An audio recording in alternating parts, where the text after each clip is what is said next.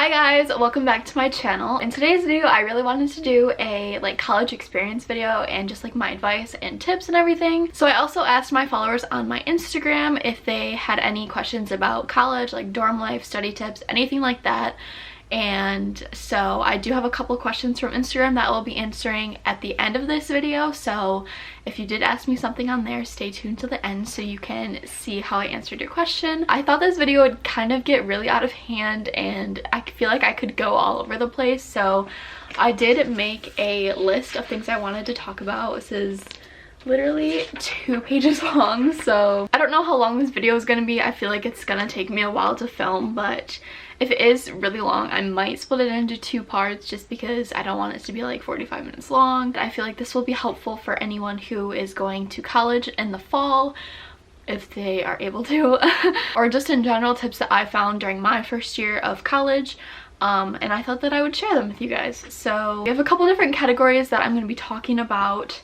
So let's just go ahead and get started before this video gets too long. Okay, so the first thing on my list is scheduling classes / orientation. So I feel like this is very, very important to schedule your orientation early, because if you wait till the end of July and the beginning of August to have your orientation, then all of your classes are going to be picked over. So what I mean by that is when you are at orientation, you schedule your classes with either your advisor or it's just someone who is doing the orientation. So for example, when I actually went into the dental hygiene clinical area, and there was a room full of computers and everyone that was in that program just scheduled all their classes together, and you have people walking around helping you, making sure that you're finding everything okay. If you do wait to do that late, all of your classes will be picked over. That even happened for me, and my orientation was in June.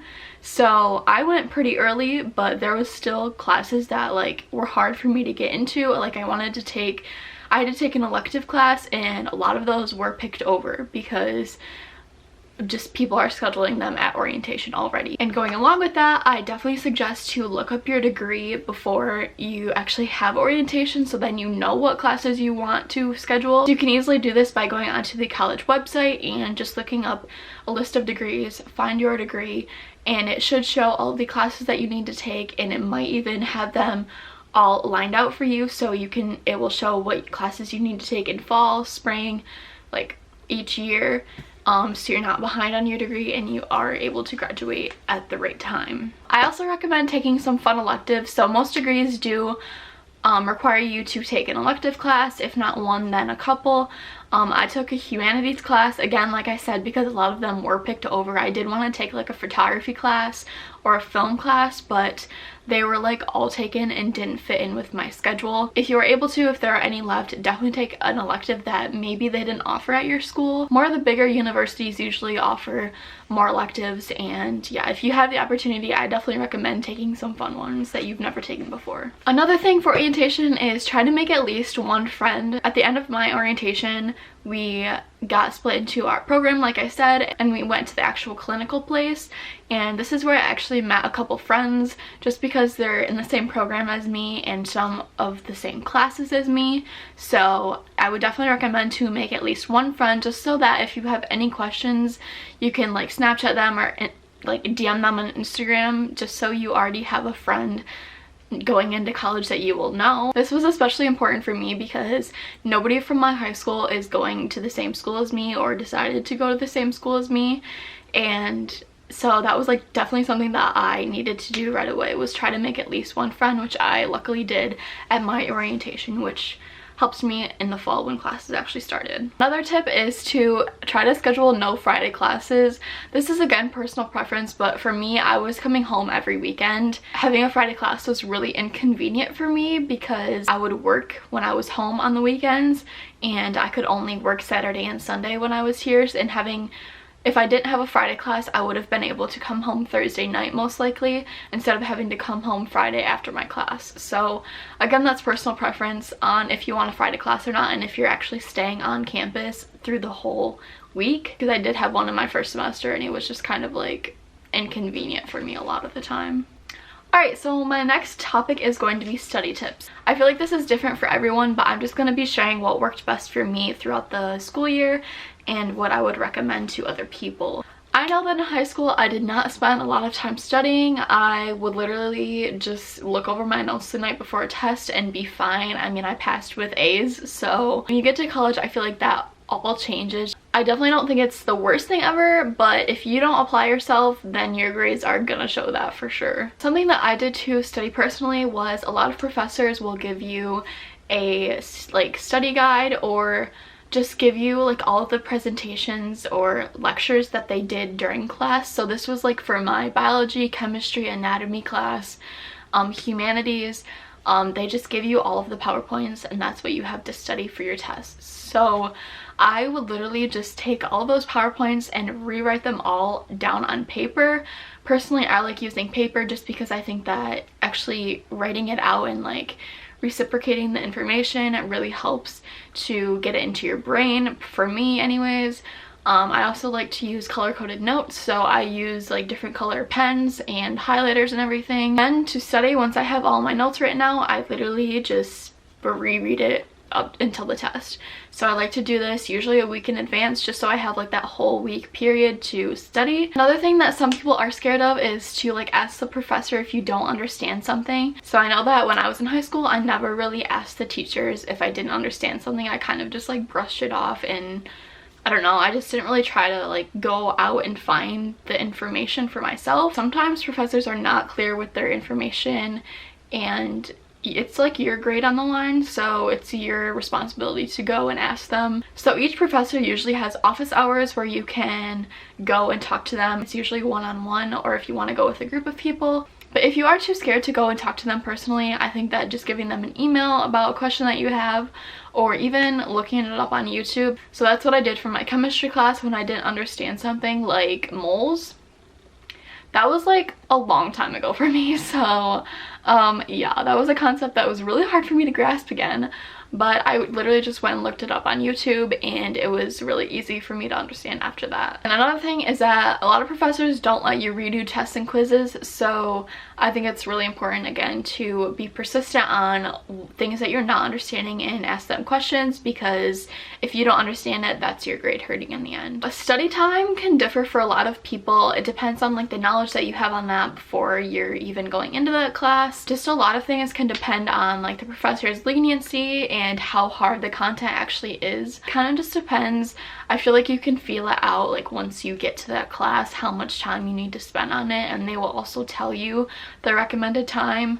I usually don't do the recommended time. They say like for every 1 hour class period you need to spend 2 hours studying, but I feel like that's not really practical. I mean, if you want to like ace all of your classes, that will definitely be the way to do it, but I don't know, for me that wasn't really practical just because there's so much other stuff going on other than that one class. So I definitely think that it just depends on the class, and I feel like you can definitely gauge it once you have that class for a couple of weeks. Alright, so my next topic is going to be actual classes in general. So I definitely recommend to make friends that you are sitting next to, and a lot of the time they are in the same major as you. So this is how I made one of my like pretty close friends. So she was my lab partner and she was also in my chemistry, biology, and anatomy class. So she was in a lot of my classes and she's also in the same major as me. So that's definitely how we were able to like become friends. And I don't know, just having a person that you can talk to in class about like the class in general, or just like other things, you can hang out with them outside of class. I don't know, it just really helps. If you're struggling in that class and you even need help, you can literally just give them a text and they are most likely to help you out. Pretty much you're just all trying to fit in and just make friends. So especially on the first day, I feel like that's really important, because by like the third week everyone kind of has their friend group. So it's really important to do that like by the first week or first day, because after that everyone kind of has their friend group and they're not really gonna try to make friends. But if you do it the first day, then everyone's just in the same boat. They're all new to the campus. Especially if you're going in with no friends like me, it's important to make friends with people that you sit by. I should have said this when I talked about scheduling classes, but I would definitely look on Rate My Professor, because there are a lot of good ratings out there. I definitely should have done this before I picked my spring classes because I literally have the worst professor ever, and yeah, if I would have looked on Rate My Professor, it definitely would have helped because she has a 1 out of 5 rating, so that's my bad. I mean, I'm getting through it, I guess. This is also helpful because you can see if you actually need the book that the class requires. And another thing is to not buy the book until you actually have the class. So the professor will give you the syllabus and it will tell you if you need a book for that class and if you actually use it. So I would definitely wait until after the first week of classes to buy your books, because in the bookstore it'll say sometimes that you need a certain book for a class, but I would actually wait until you have the class so they will tell you if you need it or not. So the last topic is going to be dorm life / friends. So I feel like my situation is very, very different because I had my own dorm, so I really wasn't like pushed out to go meet people, and this is something that like I definitely have mixed feelings about. Like, I obviously picked my own dorm for a certain reason. I just like being in my own space a lot of the time, so that's why I chose not to have a roommate. But I don't know, I feel like if I would have had a roommate, I definitely would have been pushed to go do stuff a lot more. It pushes you to go out and meet new people, especially if they have other people at that campus that they already know, and you can just kind of get pushed into that friend group. But I literally didn't even talk to my suite mate. Like, I had my own dorm, and then there was a bathroom in between, and then she had her own dorm, so we like shared a bathroom, but we never saw each other. Like, obviously you're not gonna see each other in the bathroom, but I really only saw her when I was like passing, but we hardly ever even talked. So I don't know, I feel like having a roommate definitely pushes you to go do stuff a lot more. And I really didn't make that many friends because I didn't have a roommate, so I feel like that definitely would have changed things. So another thing is just join clubs. I really want to join the volleyball team next year. I just couldn't do it this year because I was coming home every weekend and working. But yeah, join clubs, sororities, fraternities. Helps you meet a lot of new people and just make friends. It also can open a lot of opportunities for your future and like your major and everything, because a lot of the time there is fraternities and sororities for your certain major, or at least like for me, I don't know if there was one for dental hygiene, but I'm sure there was one for healthcare in general, like nursing and radiography and stuff like that. But don't hang around the wrong people. Like, I remember my first chemistry class, there was a girl sitting next to us and she just gave me the wrong vibes. Like, I don't know, I feel like you can just kind of gauge who you should hang out with and who you shouldn't. So okay, so my last portion of this video is going to be answering the questions that I got on Instagram. There aren't a lot, there's just a couple. So the first one is, if you could give your high school self any advice about college, what would it be? I would definitely say to take dual enrollment classes, because these are literally almost like not even half the cost of what a university credit is, and it literally most of the time it just transfers to your school as a credit you already have. I do wish that I would have taken classes earlier, like literally freshman, sophomore year. I did take them my junior and senior year, so I did get 4 classes out of the way that I don't have to take in college, and they all transferred over. But I wish I would have done it earlier. It just is less time that you have to spend getting your degree at that university. So that was 12 credits already coming into like college. I think I took psychology, sociology, public speaking, and math as my senior math class, so that all transferred over. I now am able to work on my bachelor's degree next fall and spring semester, so I don't have to worry about taking those classes anymore. I'm already working towards my bachelor. Apply for scholarships a lot, especially if you are paying for your own college like I am. Definitely apply for scholarships because it will help you in the long run and you won't have to take out as many loans. Definitely apply for scholarships literally everywhere, like so many scholarships. Okay, the next question is, what colleges did you look into before deciding on my college? What made you want to go there? So personally, I decided to go into dental hygiene, so I literally just looked up on the internet best colleges for dental hygiene in Michigan.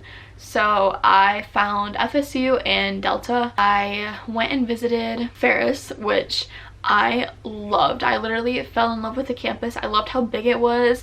I loved the atmosphere. I feel like it was very similar to my hometown, like the atmosphere of it and just like the people that were there. And I got a free t-shirt, so that was cool.